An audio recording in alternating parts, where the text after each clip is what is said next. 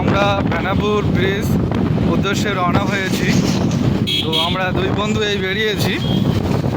তো এখানে পরিবেশটা এবং এই রোড, এখানে এত সুন্দর, এখানে যে পরিবেশ, অসাধারণ পরিবেশ। ভিউগুলো দেখুন, জায়গাটা শুধু দেখুন।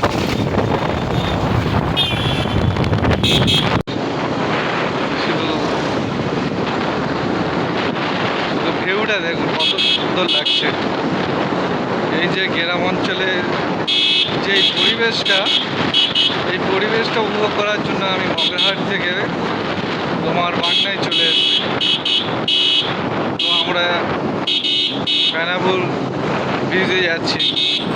তো এই যাওয়ার পথে এত সুন্দর রাস্তা আর এত সুন্দর গাছ লাগানো আছে এখানে, মানে জাস্ট অসাধারণ। মানে কোনো কথা চলবে না এখানে, এত সুন্দর। কিন্তু জায়গাটা দেখুন বন্ধুরা, ও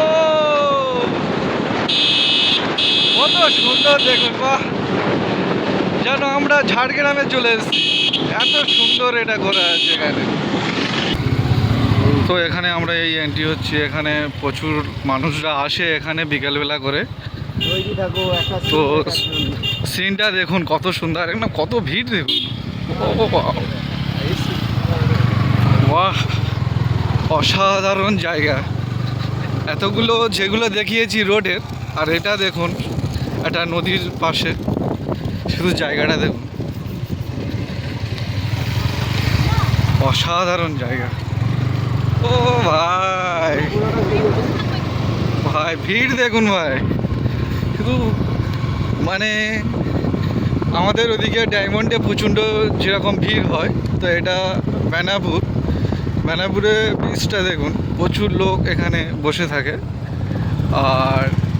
আর এখানে কোনো বাঁধ নেই, এখানে ডাইরেক্ট এরকম মাঠ আছে, মাঠের পরেই নদী। শুধু জায়গাটা দেখুন, সিনটা দেখুন, সবুজ ঘাস হয়ে আছে, ঘাসের সাথে এরকম নদী আছে। আর ওদিকে আবার একটা দ্বীপ দেখুন। দ্বীপটা আমি একটু জুম করে দেখাবো। এ দেখুন দ্বীপটা দেখুন কত সুন্দর লাগছে, কত সুন্দর লাগছে দেখুন। পুরোটা আমি ভিডিওটা দেখাচ্ছি।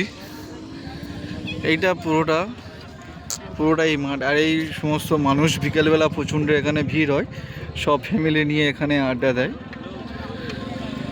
আর এখানে বিভিন্ন দোকানও আছে, ফুচকা, চানা, মশলা মুড়ি, যার যেমন ইচ্ছা এসে এখানে আড্ডা দিয়ে সন্ধ্যের আড্ডা দেওয়ার পরে আবার এখানে সন্ধ্যের পর সব বাড়ি ফিরিয়ে যায়।